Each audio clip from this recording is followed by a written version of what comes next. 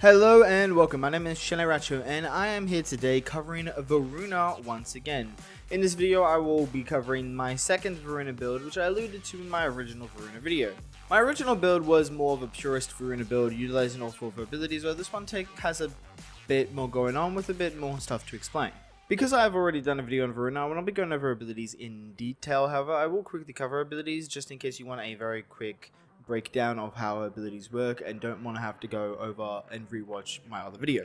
However, if you do want a much more in detail breakdown on the abilities, I would recommend going to watch my other video.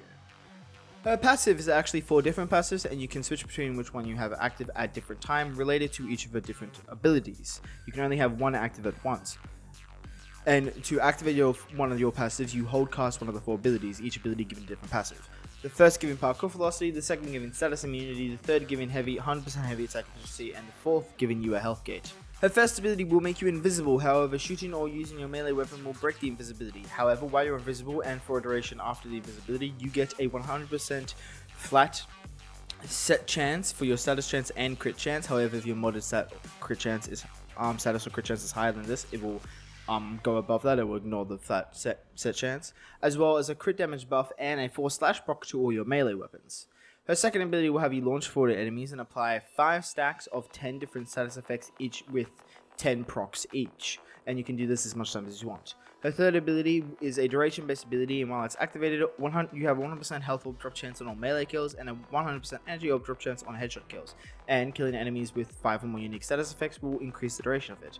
And her fourth ability will have her kind of launch at enemies, dealing damage to enemies in a large area, dealing increased damage the more times you activate the ability, and also on increased damage to enemies as a status effect. So, to explain this build, I want to break it down into multiple different categories. To start off with, we have the Impetus and also Melee Affliction. So, what is the Impetus? So, the Impetus is one of the very melees. You can see it right here. It has a unique ability that when you heavy slam, it fires out these shockwaves, as you can see. The original idea of this build did come specifically using Impetus. I thought, oh, the weapons in the game that have similar set effects to it.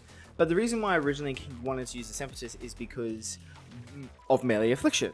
While heavy slams do not trigger Melee Affliction as they force proc lift, which doesn't trigger Affliction, the Impetus' actual shockwaves do trigger Affliction as they do knock back enemies.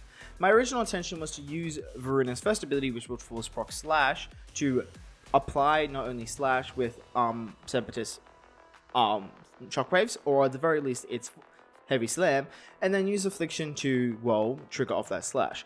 However, that isn't exactly how it works.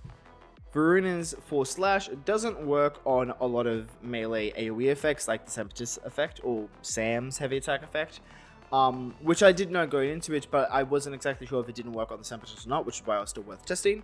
What I also didn't know, however, is that Voruna's heavy force proc of slash also doesn't apply to heavy attacks. Oh, no, sorry, not heavy attacks. It doesn't apply to slam attacks, regardless if it's a heavy slam or just a normal slam, which is a bit disappointing. However, heavy slams do force proc blast. Because of this, when we would be able to hit an enemy within the heavy slam radius, force proc slash, and then we'll be able to apply melee affliction off that blast status effect, making it deal a lot of damage, with the shockwaves coming off from the Impetus special ability. However, while this worked really well in the Simulacrum and ended up doing a lot of damage, that's mostly because that in the Simulacrum, enemies are by default grouped together and you can just heavy slam into them very easily. In an actual mission, I came to quickly realize that a lot of the time when I'm actually playing with this build, I'm not necessarily actually heavy slamming into a crowd, but I might be heavy slamming them from a distance and then simply killing them with the shockwaves coming off the weapon. And in this scenario, melee affliction wasn't doing anything because enemies that were only being affected by blast if they were caught with the heavy slam shockwave, and these enemies weren't being caught within that shockwave, so they were just being hit with affliction. They were just being hit with the additional shockwaves coming up with the weapon, so they weren't being afflicted with blast, and melee infliction wasn't doing anything. So I ended up switching melee infliction for the second talking point, melee exposure. Melee exposure is simple. It is simply just a 240% damage buff in the form of corrosive damage. There's nothing more to it. Since this weapon isn't using anything like melee damage over time setup, so obviously it's not going to make use of influence, it's not making use of affliction for the explanation that I just said. Using melee exposure is literally a no-brain move. You get 240% extra damage basically for free because you just get it by casting an ability. You don't even need to max out melee exposure because even with an unmaxed melee exposure, you still get up to 240% damage buff from it. It just takes longer to max out because you have to cast abilities more often. It is literally just that. It is a 240% damage buff. Obviously, it's going to be good, and since this is a raw damage setup, yeah, we're going to be benefiting from that damage buff. This brings me to my next talking point, which is Raffle Advance. Raffle Advance is the Helminth ability we will be using on the setup, and we will be Helminthing off her 4th ability, as we'll be making use of her 1st, 2nd, and 3rd ability, and her 4th ability is entirely useless for the setup. But I do want to go over specifically why we're using Raffle Advance. First of all, Raffle Advance, if you don't know, is an absolute crit chance buff, meaning to place a flat number to your melee crit chance after mods. Because of this, modding for crit chance is in most cases essentially pointless, as you can just get as much crit chance as you want by simply modding for strength with Raffle Advance, allowing you to free up mod slots on your melee, making it incredibly useful, and it also scales for strength relatively well, even the Helminth version. It is 100% the best damage buff in the game when it comes to melees. This is without a doubt. However, you'll find in a lot of my builds for melee weapons, I often go with raw. This is because a lot of my other melee weapons are damage over time setups, specifically using melee influence, and faction damage multipliers, which raw is, triple dips with melee influence, which is a gigantic damage buff. While the best, most optimized setup is still to use Raffle Advance and then to have a primed faction mod on the weapon that will give you the most damage possible, I personally often go for raw because it means I don't have to swap out my faction damage mods, and also it means I get that faction damage buff against enemy factions that currently don't have faction mods, such as the Skuldra and also Tekrot, which are pretty relevant factions right now in the game. And seriously, I cannot overstate this enough. Faction damage buffs on any damage over time setup, especially melee influence setups, are giant buffs to your damage and will cripple your damage output by not using them. Faction damage buffs are the single best statistic you can add to any melee influence setup because it triple dips and will always be better than crit chance or Raffle Advance if you're not using a faction mod. Like I said, you can simply replace raw with a faction mod and Raffle Advance will become the better option, as it is easier to replace than Raffle Advance with mods. But that doesn't work with Skuldra, that doesn't work with Tekrot, and also a lot of people don't want to completely change out faction mods constantly, which makes, because they're lazy, and I get it, because same. So that's why a lot of my builds use raw instead of Raffle Advance, because it's just a more user-friendly. This build, however, is not a damage over time build. It doesn't use melee influence, it doesn't use damage over time, meaning we're not getting much of a significant decrease without using faction damage, and Raffle Advance will prove to be the better option. However, I would still recommend to use faction mods, and I will be doing that in my build. However, you don't suffer as much of a damage as your damage isn't crippled nearly as much when going up against Tekrot or Skuldra because of this. And if you decided that you personally didn't want to use faction mods on your setup, because I recommend you don't make an exact copy of my build, instead understand my build and then make a version of it that works for your playstyle, that's also fine. Your damage won't be crippled as well, because a faction damage multiplier on this setup isn't nearly as important because it isn't double dipping or triple dipping. Next up, Archon Shards for this build, along with Arcane Battery. So this build is a raw damage setup for melee weapons. Obviously, we're going to use 5 purple shards to get the 50% extra crit damage per purple shard or 75% extra crit damage per Tower Forged purple shard. Slight issue with that though with Voruna. Voruna is the only real Warframe that you would put purple shards on that this applies to, at least the only one that I know of. Her base max energy is incredibly low. She has the lowest max energy in the game, tied with quite a lot of other Warframes being only 150. Primed Flow alone does not give Voruna enough energy to get the additional effect from purple shards. And that way you may as well just use red shards because you'll be getting the same buff from it. But we can get around with this. You could use Primed Flow and then simply use a blue shard, getting rid of one of your Archon slots. Instead, however, what we'll be doing is using Arcane Battery along with Health Conversion. Health Conversion will increase Varuna's health by 1,350 armor. Will increase her armor by that much, which gives her at max Health Conversion stacks enough armor to give you a maximum 615 energy from Arcane Blessing, which is enough to get over that 500 max energy we need to get the additional buff from our 5 purple shards. So that's what we're doing for our energy source. Additionally, health conversion will also give us a good bit of extra survivability, giving us extra armor, and works really well on Voruna as we have our third ability which will give us 100% drop chance of health orbs, which is what health conversion triggers off. We will still be using adaptation, however, because using a 90% damage reduction such as adaptation increases our EHP by 10 times what it is, which will take our EHP from something like 6,000 to 60,000. So yeah, definitely going to be using that one. And the last thing we're going to be talking about is Arcane Impetence. Arcane Impetence is a arcane I did touch on in my previous video, but I'm going to go in a bit more detail about how it works here. Arcane Impetence is an arcane that triggers off each time your Warframe applies a unique status effect to enemies. This is kind of a terrible arcane because, quite frankly, there just aren't a lot of Warframes in the game that can apply a lot of status effects to enemies. Most Warframes that apply status effects to enemies will be giving just one status effect. Like Frost will be giving Cold, Amber, Fire, and so on and so on. You have the occasional example that might be doing 2. You'll have Grendel who will be doing Toxic and Viral. You'll have Gauss, which will do Cold Hit or even Blast, but you're not going to get that much use out of it unless the best kind of examples will be Citrine, which is still only going to get 4, or Lavos, who can get 13, but is kind of a hard way to work it up, as you kind of like have to play around those abilities to order to actually work it up.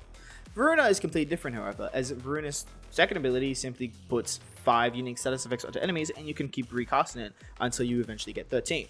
And simply applying any status effect with any of your abilities to enemies will completely reset the timer of Arcane Impetence, regardless of whether or not it's an actually new unique status effect. Because of this, Voruna can get to 13 unique status effects with Arcane Impetence extremely easy, and Arcane Impetence ends up giving her a free 78% power strength buff, along with a like 36 or something ability efficiency buff, which we don't care nearly as much about.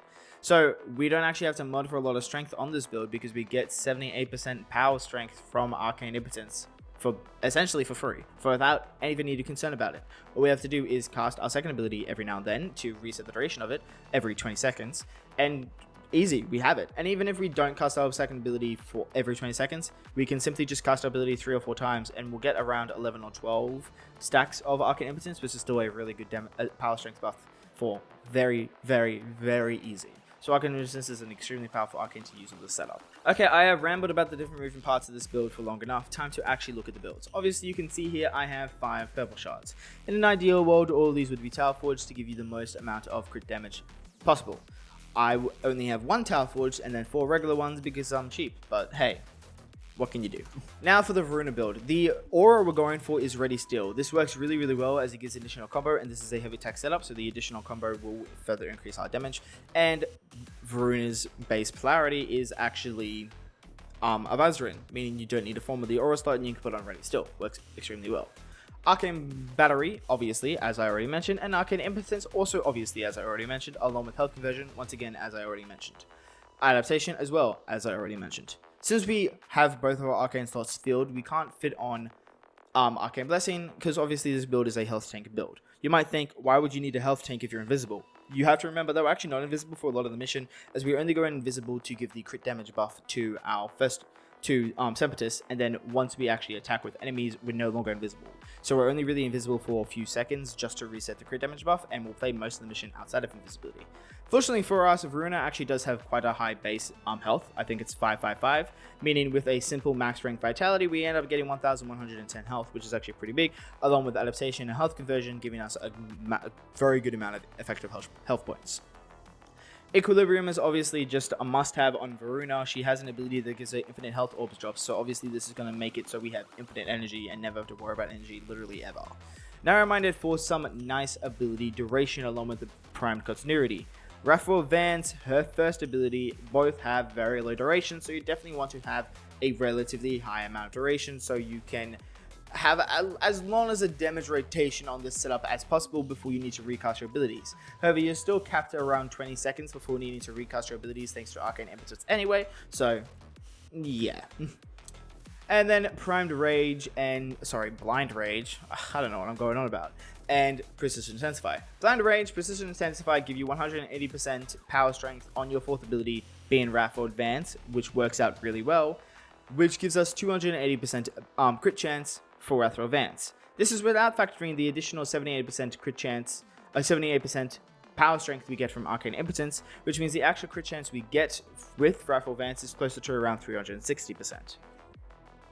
Meanwhile, we don't actually need to have high strength on any of our other mods, as your third ability and second ability do not scale strength. The crit damage you get from a first ability does scale strength, but having 90% from Blind Rage along with the extra 78% from Arcane Impetus is more than enough strength that we need for our first ability, which works out really well, allowing us to mod on Precision Intensifier to get us as much strength for Rifle Advance as possible. So here is the Impetus build. The stance doesn't really matter. Obviously, as I already mentioned, we are using melee exposure when it comes to our melee arcane. For the actual build itself, we have our faction mod. Like I said, I am using faction mod. I would recommend using them as they are a multiplicative damage buff. However, I totally understand if you just can't be bothered, and since this is a raw damage setup, it's not that much of a damage loss, so that is up to you. We have primed pressure point for our base damage. We are not using condition overload or anything like that, as we're not going to really be priming enemies too consistently, so we are going to use prime pressure point. Killing blow for some additional base damage, as well as our heavy attack efficiency. Focus Radon for some radiation is honestly just more damage with heavy attack efficiency. Galvanize Reflect, heavy attack wind up speed, sorry, from Killing Blow. Galvanize Reflect gives us a initial combo of up to 180, which will give us 5 times initial combo, and then we get 104 from Ready Steel, which gives us 6 times initial combo, which means we're going to be doing 6 times damage on our heavy attacks, which is really good. And it also means more crit chance from Galvanized Might, which is a side benefit from it and not the main reason why we're using it. And obviously we also benefit from that 50% heavy attack efficiency.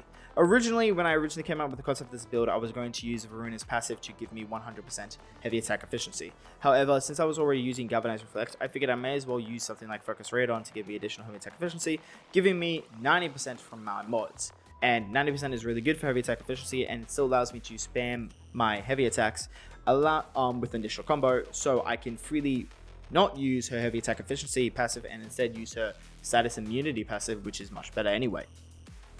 And then we do have our 3 crit damage mods. Galvanized Steel, which gives us crit damage from its ability. Galvanized Steel, which gives us crit damage up to 120%, along with some additional crit chance, which is the main source, but that crit chance does give us even more crit chance. Same with Gladiator Might. The main purpose of using this mod is for the crit damage, but we are benefiting from the extra crit chance. With these two combined along with Rifle Advance, our crit damage works out to be, our crit tier goes up into tier 5 or something. I think our crit chance is like 530, 540% or something like that.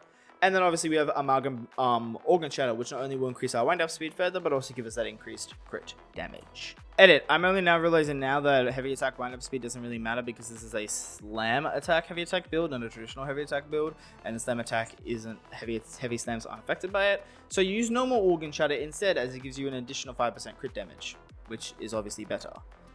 Killing Blow is still very much worth using though, because it gives you additional melee damage for your heavy attacks, so I would still recommend Killing Blow. For the companion, I will give you 2 options. The first option I'll give you is the Pensive Profiler because of Martyr Symbiosis, which will give you a health gate, and the Pensive Profiler is simply just a lot better than the other Chief Profilers. However, the other one I will be using, and the one I'll actually be showing off the build for, is, if I can find it, where the hell is it? Oh my gosh, I'm blind. There it is. Will be Nautilus Prime. The reason why is because we're making use of Nautilus to actually group enemies for us, thanks to its ability Cordon, which groups enemies for us, which allows us to kill off enemies a lot more effectively with our Impetus, as it is a heavy slam attack. We have Manifold Bond to reduce the cooldown of Cordon and Guardian, which gives us some additional survivability. Manifold Bond to reduce the recovery timer of Nautilus if it ever gets down by killing Xmas units.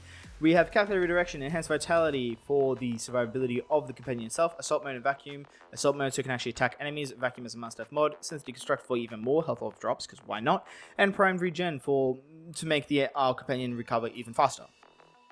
And then we are using Tactico. Like I said, we are using Prime Pressure Point and Killing Blow instead of Condition Overload, so I'm not completely relying on the priming from this weapon, but the priming will still benefit the Manifold Bond, so we can recover the duration, reduce the cooldown on Cordon faster. So we'll still be using a primer setup. We have Radiation, Magnetic, and Viral right here, plus with the inherent electricity that comes with Tessico. But we also have Rifle Aptitude for status chance, fast reload for reload speed, prone, straight for fire rate and punch through, and split chamber for multi-shots. We have the standard typical utility weapons that I always use. Use whatever rifle you want with amalgam serration. You don't need primary dexterity. This is not a quick melee attack. Same, you don't need secondary dexterity. It's not a quick melee, so combat duration doesn't matter. But still use whatever secondary you want. I would recommend both the Auger mods for some additional survivability and Amalgam Barrel Diffusion as well for some more utility. Since this is not a quick attack melee build, Naramon is not useful to you, so don't bother with it. Use any of the other 4. Saruman for additional power, strength, energy, economy, starting up your damage rotation, which is why I like it. Vazarin for some extra grouping, and also survivability. Yunara for armor stripping and Matarai for casting speed, power, strength, and some additional damage as well. Anyway, that is all for this video. I do hope you enjoyed it, and I hope you enjoyed this video build as much as I have, because I actually enjoyed this build a lot. And if you did enjoy it, maybe check out some of my other builds. I might have some videos on Warframes that you are interested in that you might want to fight. If I don't have a video on a Warframe you're interested in, you are more than welcome to leave a comment in my comment section asking me to make a video on a specific Warframe. I'm more than happy to take recommendations, or even a video on anything else related to the game. Like maybe you want to know more about arbitrations or plat farming or literally anything, right? Ask me and I'll make a video. I'm more than happy to do that. And if you enjoy my content, please consider leaving a like and a subscribe to my channel. I really do appreciate it. And until next time, bye bye.